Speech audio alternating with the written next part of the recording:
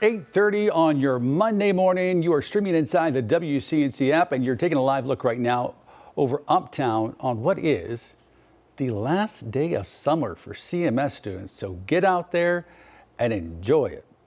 Thanks for joining us here at 8:30. I'm Ben Thompson. Lisa is on assignment this morning in Union County, where their summer break is now officially over. She's live at Marvin Elementary School this morning, and as a mom with kids going back to school tomorrow, we know germs being spread, often a big concern.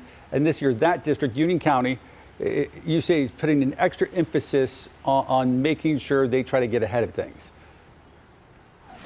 Because, Ben, here's the thing. It is inevitable that at some point within the school year, it is highly likely that your child will get some kind of sickness. Maybe it's a brief illness, maybe it's just sniffles, a cough, a runny nose, who knows? We all know that it is inevitable for most students, and sometimes students just need to see the school nurse. Now, here in Union County, the district is working toward having a nurse in every school building. In fact, that is one of the district's goals that was born out of the pandemic. A new nurse expansion initiative, that's what they're calling it, is part of the annual budget process. The district would like to go back to staffing one nurse to one school in the next 3 to 5 years.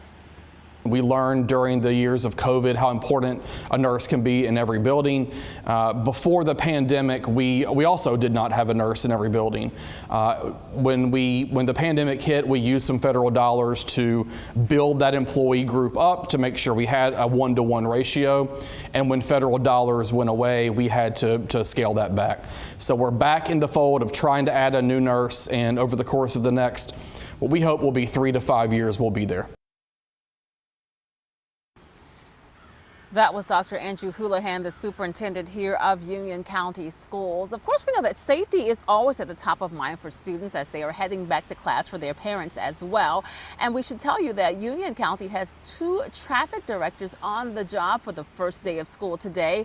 The district decided to reinstate morning traffic directors at both Antioch Elementary and Waxhaw Elementary. Essentially, those traffic directors are people who help guide the traffic along. They are different from crossing guards. This move comes after parents actually raised safety concerns because the district had to remove crossing guards over budget cuts. We know that 11 other schools will be without a traffic director. The district is working to improve those numbers. Now, as we've been telling you, Union County is just one of the 8 districts heading back to school today in our area. Students in Catawba County are also waking up early for their first day of school. WCNC Charlotte's Destiny Richards joins us live this morning. She is in Catawba County at Sherrills Ford Elementary School. So Destiny, tell us how things are going there. We know this year is bringing a lot of new changes and some uncertainty for students and staff. That's right. Drop off just wrapped up here at Sherrills Ford Elementary. The bell rang and class has begun for K through 6 here, but while school is getting started here across Catawba County Schools, there are some changes families will want to know about at home. There's a lot of growth happening in the district. New policies are in place this year, and there's a looming merger that could affect Catawba County Schools as well as Hickory City and Newton Conover City Schools. Now, here's what you need to know about those 2 policies.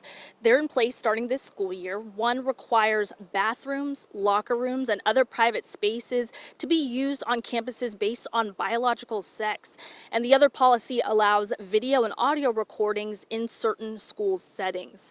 Both of these were approved unanimously last week, and Superintendent Dr. Matt Stover says they formalized practices the district was already following, with safety and privacy as the focus.